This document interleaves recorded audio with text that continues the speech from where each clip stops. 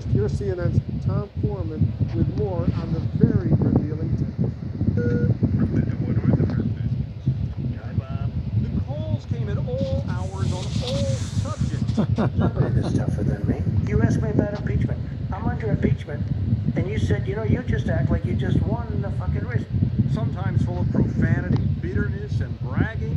You know, I have this reputation of not being willing to apologize. It's wrong. Yeah. I will apologize if I'm wrong. Yeah. This When's the last conversation. time you apologized? Oh, I don't know, but I think over a period. I would apologize. Here's the thing. Yeah. I'm never wrong. Okay. Then relaxed, entertaining, and occasionally alarming. I have built a weapons system that nobody's ever had in this country before. We have stuff that you haven't even seen or heard about. We have stuff that Putin and Xi have never heard about before. Unsurprisingly, just as he has in public, Trump praised the Russian president. Stuff that Putin and Xi have never heard about before. Unsurprisingly, just as he has in public, Trump... Stuff that Putin and Xi have never heard about before. Unsurprisingly, just as he has in public, Trump praised the Russian president. If I respect Putin, I think Putin likes me, I think I like him. But he was equally effusive about North Korea's leader. The CIA says about Kim Jong-un that he's cunning, crafty, but ultimately stupid. I disagree. He's cunning, he's crafty, and he's very smart. You know, Why does the CIA say that? because they don't know, okay? Because they don't know. They have no idea. I'm the only one that knows. As for the danger of Kim launching... The one that knows. As for the danger of missiles at the U.S. or American allies... If he shoots, he shoots, and if he shoots, he shoots. He's got big problems. Let me put it that way. Big, big problems. Underlying it all, Trump's seemingly unshakable faith in his ability to judge people. The word chemistry. You meet somebody and you have a good chemistry. You meet a woman. In 1 second, you know whether or not it's all going to happen. Trump went on at length about his power, popularity with his base, and ability to run rings around old Washington. In the history of politics, there's never been fundraising like I'm doing. About the COVID-19 pandemic and a conversation about it with his youngest son. So he was 13 in the White House upstairs in his bedroom. He said, Dad, what's going on? And I said, it came out of China, Baron. Pure and simple, it came out of China. And it should have been stopped. And to be honest with you, Baron, they should have let it be known it was a problem 2 months earlier, and we wouldn't, the world would not, we have 141 countries have it now. And I said the world wouldn't have a problem. We could have stopped it easily. But there was one topic that seemed to stop him. At the time, the upcoming 2020 election, and his real chance of losing, as he did. Everyone says Trump is going to stay in the White House if it's contested. Have you... Well, I don't want to even comment on that. Sure. I don't want to comment on that at this time. Hey, Bob, I got all these people. I'll talk to you later on tonight.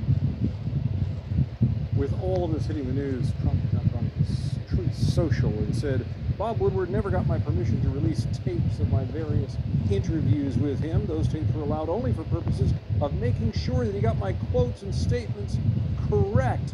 He and his publisher had no right to use my voice They or absolutely do. them. That's what he is saying publicly right now. They absolutely do.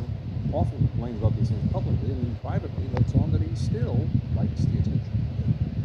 Tom Foreman, good report. Thank you very much. Let's discuss all of this with the legendary journalist himself, the author of the new audiobook, The Trump Tapes, Bob Way to Woodward. go, Bob Thanks so Woodward. much for joining us. First, let me get your response, your reaction to what the former President Trump said. He claimed you never got his permission to release these tapes. How do you respond to that? Well, they were done voluntarily. It was all on the record. I had used some of it before, so he's president, and he's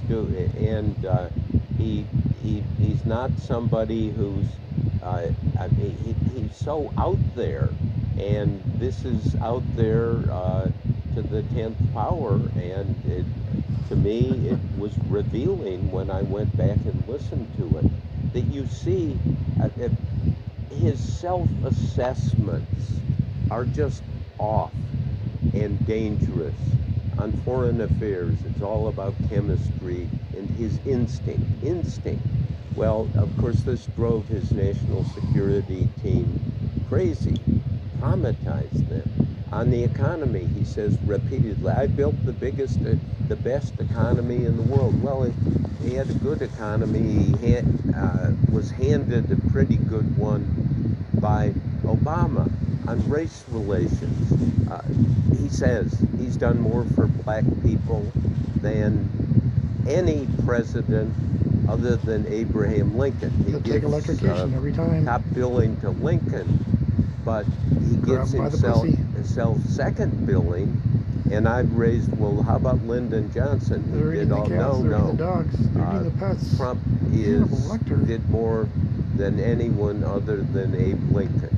So, this idea that he's tougher, the whole presentation of the understanding he has of himself is off the mark, unsupported by evidence. It is, and then you listen to it and you hear the certainty, the drive, you played about, I asked, ever apologized? Oh, well, my reputation is to never apologize. This was about impeachment. I said, why not just say this call with Ukrainian President Zelensky was something that has been misinterpreted or whatever. No, it's a perfect call. It's a perfect call.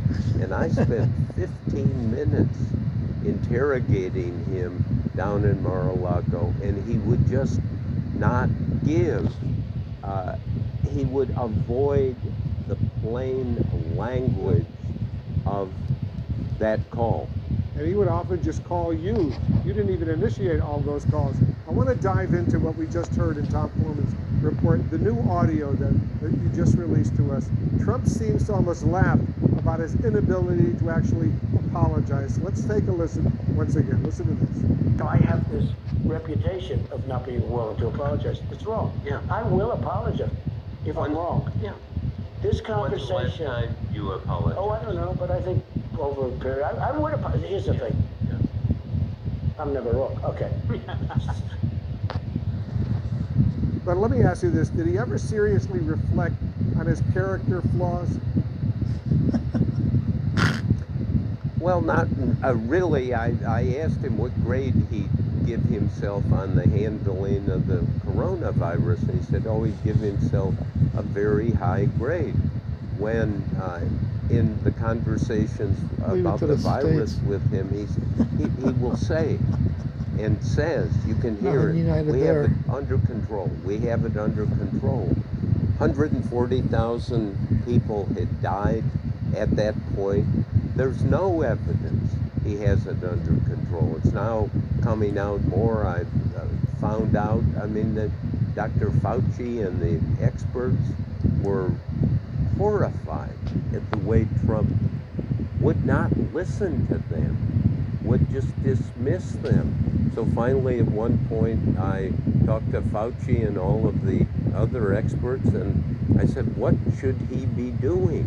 And they gave me a list of about 12 or 16 things, like coordinate with the intelligence community. And it was so,